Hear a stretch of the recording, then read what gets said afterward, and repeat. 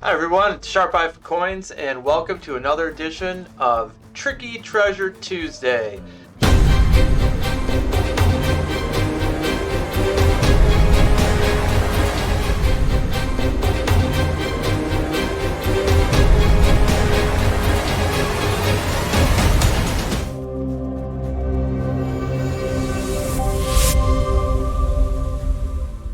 We will be going over some of the more hard to find treasures that we have in front of us. Now, you might wonder why I have this board and why I'm stacking these Lincoln cents up. I want to talk about a little bit of my process first, and also what is up on the screen here with this database. Well, firstly, when I am coin roll hunting, I don't throw everything on this board. I like to go through it pretty quickly. But I have things from older wheat cents. I usually throw aside any Indian head cents or Canadian cents, over here just on the table. And I stack them up if there's something that, strikes me as intriguing and maybe worth a closer look at with the scope or a loop later. Typically I just have my extra set of glasses on to help magnify a little bit, and I look for things like condition. I will put it aside. I think it's a high grade and it doesn't have any particular damage, still has lots of luster on it, and then things that I know of that are more common to a particular date, then I'll set aside to have a closer look at, because I might not be able to see it with my visible eye. And a key tool that I use, you see up here, and this is my coin error list, if you will. And I've got it separated out, like for example, what you're looking at here is my list, and this is not at all inclusive, because there's some things I'm not really interested in looking for. But this one is the Lincoln Memorial cent from 1959 to 1982, and I've got one for 1983 to 2009. And I have it organized by date, mint, the variety or error, what I'm looking for, and what specifically to look for.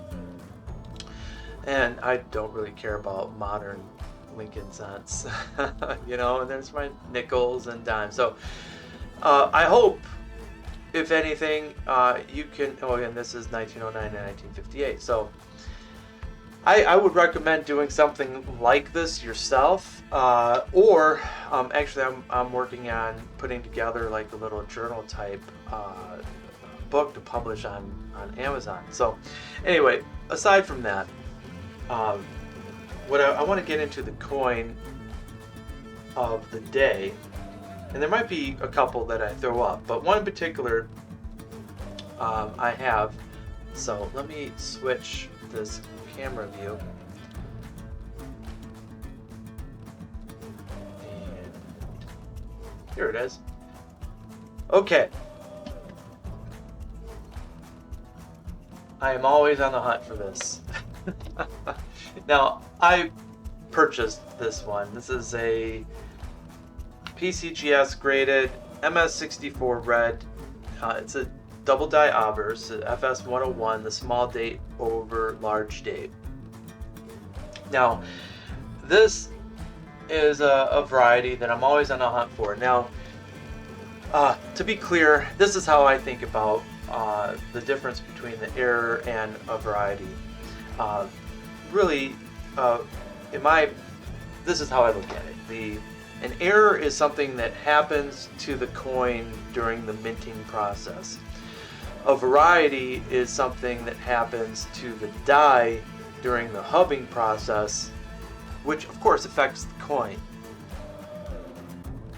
But that's how I look at the difference. So, errors could be like brockages or broad strikes, right? And then you'll have your varieties, which could be, I think there's 8 classes of double dies, for example.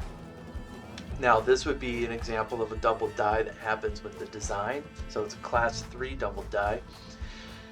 So essentially you had a die that was hubbed with the large date, and then the die was rehubbed with the design of the small date, and so that's why you get this small over large date variety, and it's a pretty cool one. So I'm always on the hunt for these. And I wanted to show this off. It's a tricky treasure Tuesday. These are not easy to find, especially when you're coin roll hunting. But hey, you get your stack going, and then finally when it gets too tall, you find your 1960s or whatever, your 1970Ds. Maybe there's an RPM or something. And you throw it up in your scope, you go through it. It's a quick, easy way to look for these.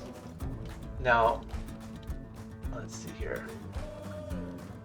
I mean, you can clearly see the date here. It's a beautiful, beautiful, beautiful coin. So I'm always on the hunt for these. They're very, very tricky. I have yet to find one. You can see the doubling there, B and Liberty. So there's one. I'm always looking for these. Now this one is an exact same, but this is created by Annex with A58. And you see how the elements of one die are transferred to many coins, where in terms of an error, it could very well be one coin that just had the error. So I wanted to talk about that, and of course, there's another very well-known variety here, and this is a 1998 circulated. Let me see if I can get this better. These are not easy to find, even though these are a little bit more common, a lot more common, I guess, from what people say, than the 1999. But look at that wide AM. So again, this is a variety, and they're rare in my opinion, although the 1999s are considered much more rare that I always look for. So a couple of varieties here on this Tricky Treasure Tuesday. I hope you found this information helpful. This is Sharp Eye for Coins, wishing you well. Take care of yourselves. Take care of each other.